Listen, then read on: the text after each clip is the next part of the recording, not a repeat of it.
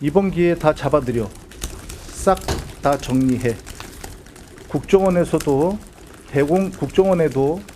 대공 수사권을 줄 테니 우선 방첩사를 도와 지원해. 지금 자금이면 자금, 인력이면 인력, 무조건 도와.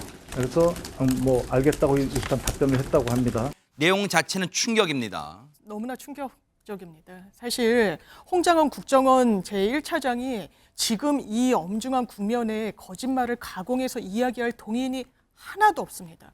국정원장은 왜 이런 이야기를 하는지 모르겠다라고 하지만 본인은 몰라서 그럴 수 있습니다만 체험자인 홍장원 1차장은 그 당시에 대통령인 직접 지시가 있었다라고 이야기하는 겁니다. 싹 다 잡아들여라. 그리고 이 부분과 관련해서 본인이 느꼈을 때는 평가를 내놓는 거죠. 아, 이거는 한 번으로 끝나지 않겠구나라는 평가를 내렸다는 겁니다.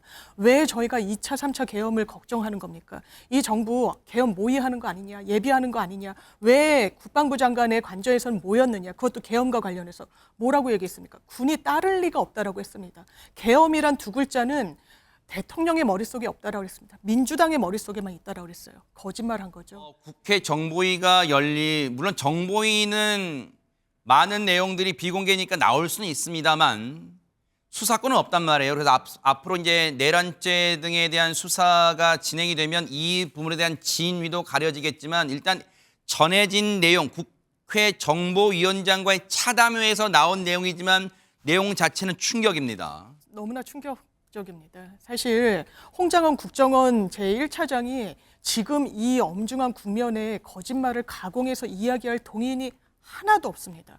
국정원장은 왜 이런 이야기를 하는지 모르겠다라고 하지만 본인은 몰라서 그럴 수 있습니다만 체험자인 홍장원 1차장은 그 당시에 대통령인 직접 지시가 있었다라고 이야기하는 겁니다. 싹 다 잡아들여라. 그리고 이 부분과 관련해서 본인이 느꼈을 때는 평가를 내놓는 거죠. 아, 이거는 한 번으로 끝나지 않겠구나라는 평가를 내렸다는 겁니다.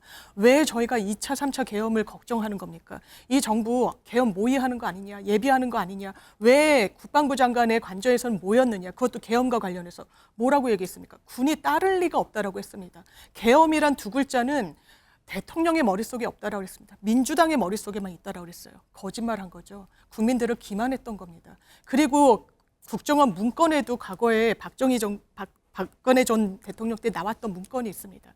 그때 어떻게 했습니까? 계엄사령관을 북에 대한 도발을 예비해서 합참은 계엄사령관으로 앉히지 말고 육군 참모총장을 앉혀야 된다. 그대로 했습니다. 거기에 시나리오 중에 뭐가 있었습니까? 이 국회의 해제 가결할 수 있으니 국회부터 장악해야 된다라고 했습니다. 그대로 실현됐습니다. 국민들의 우려가 가짜입니까? 이런 상황 속에서 엄중함을 느끼는 게 실체가 없습니까? 그러니까 어떻게든 국민의힘, 민주당, 지금 정파가 중요한 상황이 아닙니다. 지금 역사 속에서 어느 국면인지를 국민들이 더 먼저 굉장히 시급하게 인식하고 있습니다. 정권을 이재명 대표한테 내준다? 대단히 한가한 소리입니다. 정권이 이재명 대표한테 가지도 않습니다. 지금 이 국면에 정확한 판단을 국민의힘 내려주시기를 간곡히 부탁드립니다. 자, 지금 국회가 긴박하게 돌아가고 있어요. 여러분 왠지 아시죠? 오전부터 한동훈 국민의힘 대표가 작신 발언을 했고 그 이후에 미루어 짐작한데 아마 오전에 이미 용산 대통령실로부터 윤석열 대통령부터 만나자고 요청이 왔을 거예요. 그러니까 앞서 말씀드렸죠. 추경호 원내대표를 만난 다음에 국회 예결위 회의장 의원총회장으로 가지 않고 차량을 타고 어디론가 갔어요. 그 간 곳이 여러분 윤석열 대통령 한남동 사저로 그 공간으로 간 거예요. 가서 지금 정진석 대통령 비서실장 그리고 국민의힘에서는 주진우 의원이 배석한 가운데 4명이 만났어요. 그리고 만나서 조금 전에 국회 돌아왔죠. 돌아와서 어디로 갔어요? 바로 긴급 비상의원총회, 국민의힘 의원총회장으로 향했어요. 그렇다면 강전의 변호사님 이 자리에서 네. 윤석열 대통령과 나눈 대화 내용을 모든 의원들 앞에서 공개할 것으로 보여져요. 그리고 나서 이 내용에 대한 경론 또는 논의가 이루어질 것으로 보입니다. 아무래도 주진우 의원 같은 경우는 당에서 지금 법률자문위원장을 맡고 있거든요. 그래서 아마 한동훈 대표가 주진우 의원과 함께 간 것은 당에서 이 부분에 대해서 어떻게 정무적인 것을 넘어서 법률적으로 대응하는 부분을 알기 위해서 아마 대통령을 만났고 사실관계 부분을 조금 더 물어보지 않았을까라고 생각을 합니다. 결과적으로는 지금 속보가 오늘 너무 많이 나오고 있는 상황에서 국민의힘 의원총회가 앞서 말씀드린 것처럼 오늘 결론을 낼 수 있을지 일단은 당장 내일의 의결에 있어서 어제 나왔던 당론으로서 이 탄핵을 반대한다는 것에 대해 오늘 이것을 뒤집는 의결을 할 수 있을지는 좀 의문이에요. 왜냐하면 오늘도 여러 사람들의 발언들이 나오고 있고 그리고 긴급 현안 질의들이 있고 아마 내일도 뭐 새로운 발언들이 계속 나오지 않을까라고 생각합니다. 국정원 지금 1차장의 발언들이 속보로서 계속 뜨고 있는데 네. 또 국정원장 같은 경우에는 본인이 대통령에게 이 1차장의 경질을 건의를 했다라고 지금 또 속보가 나오고 있거든요. 그 이유는 1차장이 최근에 이제 정치적인 발언이 무리가 있었다. 이런 부분들을 이야기하고 있어서 결과적으로 누군가는 거짓말을 하고 있는 것으로 보입니다. 그런데 제가 말씀드리는 것은 계속적으로 이것은 수사가 이루어져야 되는 것이고 당연히 엄중한 수사가 있어야 된다고 생각합니다. 네. 이 정리되지 않은 상황에 있어서 국민의힘이 내부적으로 분열하는 것, 이 부분이 가장 우려가 되는 부분이라고 말씀드리고 싶습니다. 자, 지금 속보 보세요. 김민석 민주당 수석 최고위원입니다. 여러분도 아시는 것처럼 줄기차게 계엄설을 제기했었고 그때 여당은 말도 안 되는 정치 선동으로 폄하하고 비난하고 힐난했어요. 그런데 어떻게 됐어요? 결과적으로는 김민석 최고위원이 제기했던 계엄설은 현실이 됐어요. 서울의 봄이 아니라 기억하기도 싫은 서울의 밤을 우리가 맞은 거예요. 그런데 보세요. 지금 김민석 최고위원이 또 어떤 얘기를 하고 있습니까? 2차 계엄에 대한 시민들의 제보가 당에 쏟아지고 있다. 자, 김종욱 본장님. 네. 시민들의 제보라고 표현은 했습니다만 상식적으로 볼 때 군에 관련된 군에 몸담고 있는 사람들이 제보를 했을 가능성이 커지고 있어요. 왜냐하면 계엄 2차 계엄의 움직임이라면 뭔가 군의 움직임, 뭔가 있어야 되는 거 아니에요? 예, 그렇습니다. 이 내용과 관련해서 비상계엄 문제와 관련해서도 소위 민주당에 있는 박선원 의원 같은 경우는 사전에 명확한 어떤 정보는 아닙니다만 유사한 정보들을 계속 들었다라는 얘기를 네. 하고 있는 상황입니다. 당연히 지금도 마찬가지입니다만 지금 나오는 내용들이 어떤 거냐면 군이 비상대기를 하고 있다는 얘기가 나오는 측면들이 네. 분명히 있고요. 그다음에 지금 계속 그 수방사령관이나 특전사령관 말이에요. 특전사령관 같은 경우도 어디로 이동하고 있냐고 하는 대통령과의 이동무에 대한 문제에 대한 통화를 받았다 그러고 수방사령관도 뭐라고 그러냐면 작전 중에 대통령이 전화 와서 상황이 어떠냐고 물어봤다라는 거예요. 근데 지금 수방사하고 특전사만 이동을 하는 상황이 돼 있습니다. 네. 방첩사는 이동하지 않았으니까요. 그래서 대통령이 직접적으로 여기에 관여했다라고 하는 거거든요. 네. 근데 비상계엄을 한 요인이 뭡니까? 대통령은 검사 출신이기 때문에 법률가입니다. 요건 안 되는 거 뻔히 알았을 거예요. 비상계엄에 네네. 대한. 그걸 했을 땐 정치적인 판단을 한 거죠. 그럼 정치적인 판단이 어떤 거겠습니까? 소위 입법부를 장악하겠다는 거 아니겠습니까? 지금 남아있는 건 유일하게 입법부만 대통령이 반대하고 있는 상황인 거지 않습니까? 그러니까 이 입법부만 자기 마음에 들게 개조할 수 있다라고 판단한다면 본인은 막강한 권한을 행사할 수 있는 거죠. 그리고 국민들로부터 계속 20, 30% 지지율 박스권에 갇히지 않아도 된다고 판단했을 거라는 생각이 드는 거죠. 네. 전 이런 상황들과 관련해서 아까 홍장훈 1차장도 사실인지 아닌지 모르겠습니다만 네. 비상계엄과 같은 군 개입 이번으로 끝나지 않을 듯하다라는 거죠.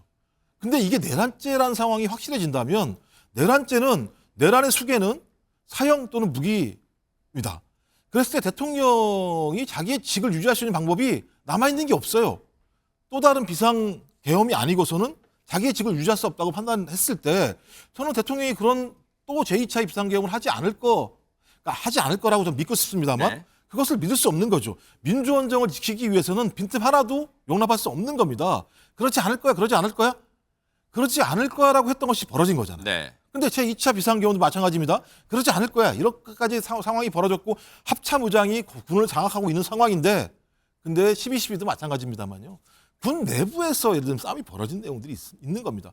저는 끝까지 국민들과 군 내부의 양심적인 분들이 이것들을 견제해야 되는 것이고요. 그래서 이거 계속 말씀드리면 막기 위해서 네. 수방사령관, 방첩사령관, 특전사령관 직위에서 해제해야 된다니까요. 비상계엄을 했던 사람 아닙니까? 거기에.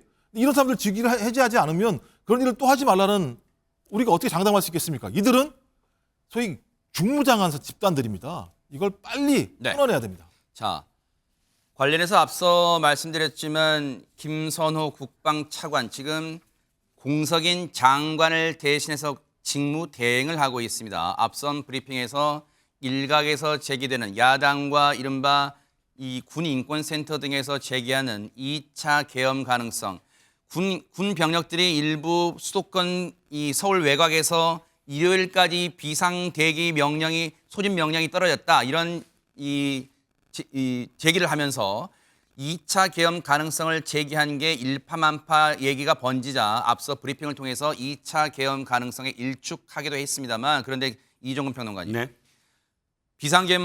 비상계엄 선포 사태 이후에 한 보수 언론의 사설 제목이 네. 그거였어요. 이 정도까지일 줄은 몰랐다. 맞습니다. 기억나실 거예요. 맞습니다. 앞서 김종국 부원장님도 그 얘기 하셨지만 사실 민주정부에서 1979년 그 서슬퍼런 구무독재 시절에 전두환 씨가 당시 전두환이 비상계엄 선포한 이후에 지금 이렇게 민주정부에서 비상계엄 선포를 국민 누가 꿈에 알았겠습니까? 그렇습니다. 자, 잠시만요. 네네. 네, 국회 비상- 정보에 좀 연결해 보겠습니다. 계엄 발표하는 것 봤습니다. 이번 기회에 다 잡아들여 싹 다 정리해. 국정원에도 대공 수사권을 줄 테니 우선 방첩사를 도와 지원해. 지금 자금이면 자금, 인력이면 인력 무조건 도와. 그래서 뭐 알겠다고 일단 답변을 했다고 합니다. 이 이후에 이전 이후입니다. 방첩사령관과 통화한 내용입니다. 10시 23분경 기자회견 당시에 국정원은 비상계엄과 관련해서 어떠한 정보도 없었다고 합니다. 그래서 10시 33분경에 이를 확인하기 위해 제일 먼저 국방부 차관에게 전화를 하였더니 전혀 모르고 있는 상태라고 하였습니다. 그래서 10시 45분에 방첩사령관에게 전화를 했더니 전화가 안 되었고 1분 후에 전화가 왔다고 합니다. 1차 전화였다고 합니다. 방첩사령관은 방첩사령관과 참고적으로 말씀드리면 홍장원 차장은 육사 선후배사입니다. 홍장원 차장이 육사 선배입니다. 방첩사령관은 저희들도 전혀 모르고 있습니다. 우리도 위에서 시키는 대로 하는 겁니다. 라는 말을 하였다고 합니다. 10시 58분경 2차 통화를 하였습니다. 10시 53분 대통령 전화를 받고서 전화를 했는데 전화가 안 되었다가 11시 6분경 3차 전화를 했습니다. 마찬가지로 전화를 기피하는 분위기, 맨 처음에는 방첩사령관이 통화를 기피하는 분위기였다고 합니다. 그런데 대통령이 전화를 했다는 말을 하자 대통령이 전화를 해서 방첩사를 지원하라고 해서 전화를 했는데 뭘 도와주면 되겠냐고 물어봤더니 그제서 이제 얘기를 하는 것이 일단 국회는 경찰을 통해 봉쇄하고 있습니다. 그래서 이게 목표가 국회이구나 라는 예상을 했다고 합니다. 생각을 했다고 합니다. 지금 국회 정보위가 열린 건 아니고요. 국회 정보위는 5시 정도에 열립니다. 그런데 그 전에 사전에 앞서 말씀드린 것처럼 국정원 제1차장 홍장원 차장이 국회 정보위원장과 차담회를 하는 자리에 배석했던 김병기 더불어민주당 의원 소속 야당 간사입니다. 아마 야당 간사가 들은 내용을 지금 이 기자들에게 이제 브리핑한 내용을 아마 이 발언들이 대부분 홍장원 국정원 1차장이 했던 말을 지금 다 정리해서 말하는 것 같아요. 아마 이제 이 내용은 저희가 차근차근 정리되는 대로 내용을 정제되는 대로 좀 전해드릴게요. 근데 앞서 말씀드린 것처럼 저희가 주요 발언들은 다 전해드렸어요. 지금 윤석열 대통령으로부터 앞서 장가희 기자 표현이 뭐였죠? 싹 잡아들여라 그런 표현이 있었다고 어떤 표현인가요? 좀 맞습니다. 얘기해 주시죠. 홍장원 국정원 1차장이요. 윤석열 대통령이 계엄을 선포한 직후에 싹 다 잡아들여서 정리하라 이렇게 지시를 했고요. 그리고 체포 대상자 이재명, 우원식, 한동훈, 박찬대, 조국 이렇게 언급을 했습니다.